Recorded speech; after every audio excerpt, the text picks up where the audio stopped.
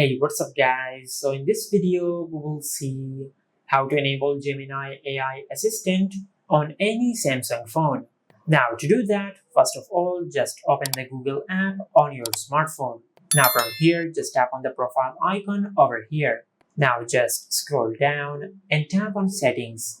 From here, just scroll down and tap on Gemini. Now from here, just scroll down and tap on Digital Assistant from Google. Just make sure you select Google Gemini. Just go back. Now from here, just scroll down and tap on Hey Google and Voice Match. Now just enable Hey Google. Now just tap on More and tap on I agree. Now just tap on More and tap on I agree. Now just tap on Next and tap on Not Now.